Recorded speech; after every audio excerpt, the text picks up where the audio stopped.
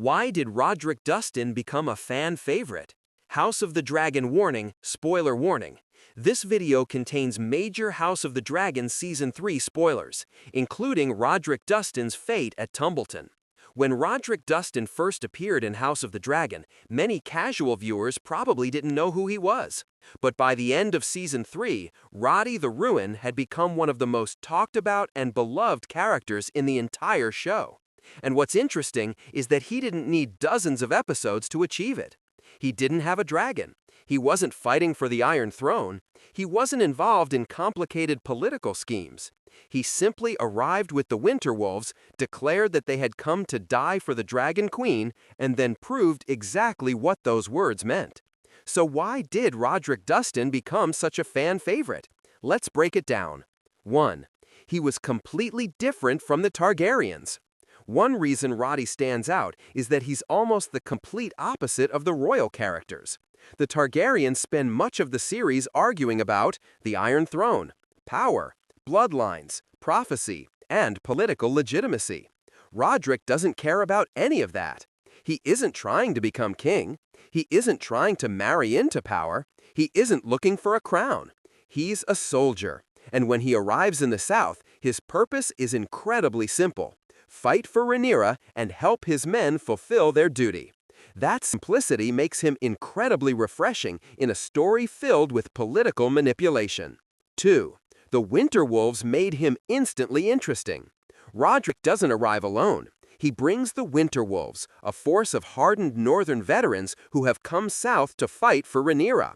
These aren't young warriors expecting glory.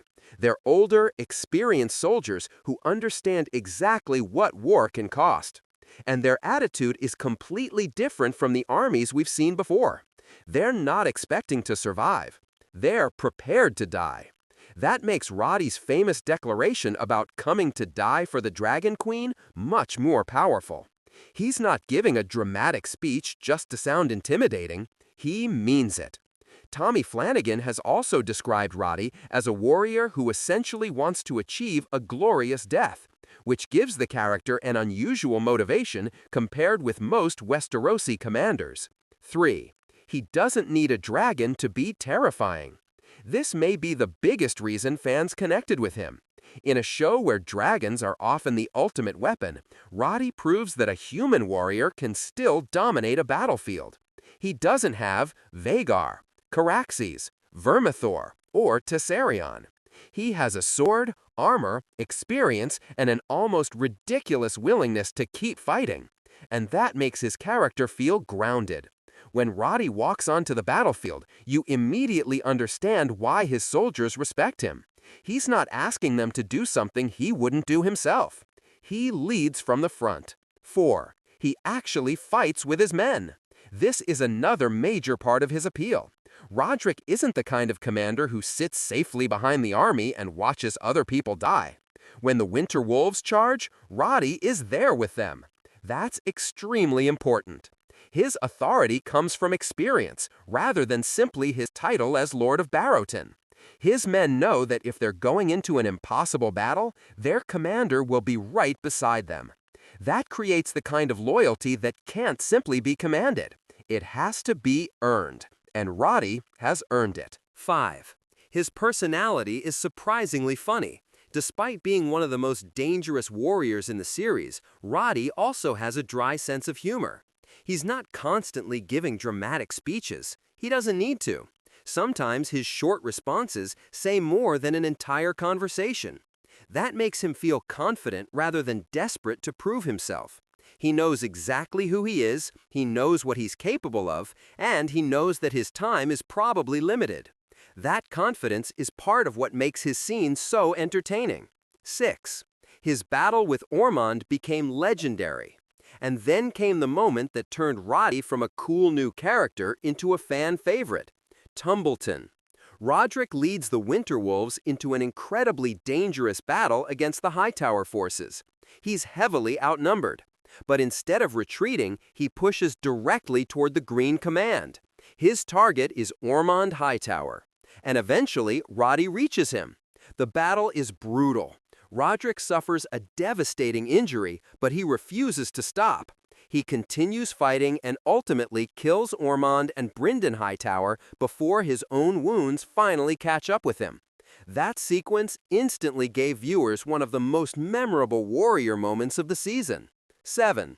His death made fans love him even more. Ironically, Roddy becoming a fan favorite is partly because of how his story ends. He doesn't get a happy ending. He doesn't walk away from Tumbleton and become a legendary lord living comfortably in the north. He dies fighting, and that fits his character perfectly. From the moment the Winter Wolves arrive, Roddy makes it clear that they understand the cost of the war. They aren't fighting because they expect rewards. They're fighting because they believe their sacrifice matters. So when Roddy finally dies, his ending doesn't feel random. It feels like the conclusion of everything he said and everything he represented. 8. He represents the human side of the war. This is perhaps the deeper reason fans connected with him.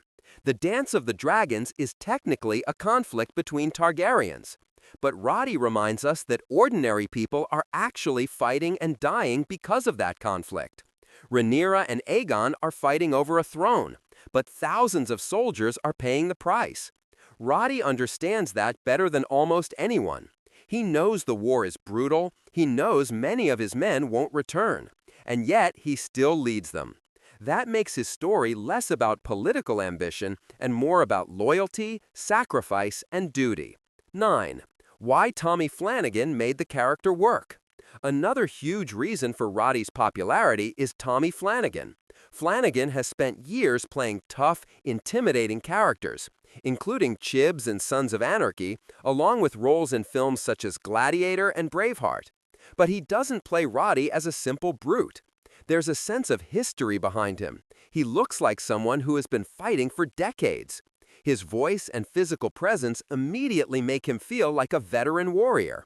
And that makes Roddy believable without the show needing to spend hours explaining his backstory. The casting itself does a lot of the storytelling. 10. Roddy wasn't trying to be a hero.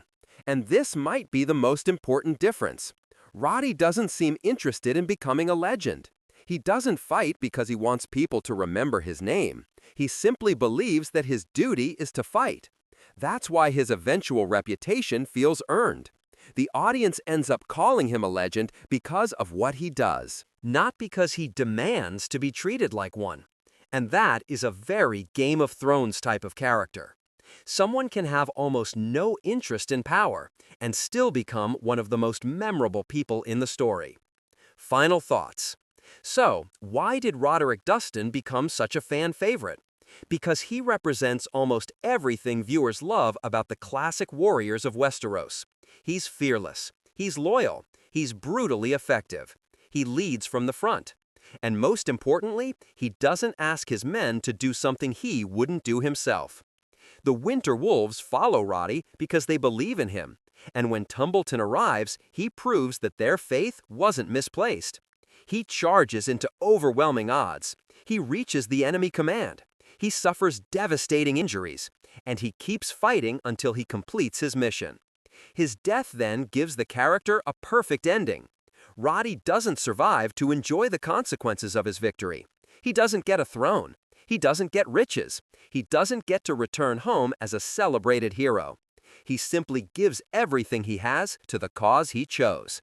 And that's probably why fans connected with him so quickly. In a story where almost everyone wants power, Roddy wanted something much simpler: to fight for his people and die with honor. That's why Roddy the Ruin went from a relatively unfamiliar character to one of Season 3's biggest fan favorites in just a handful of episodes.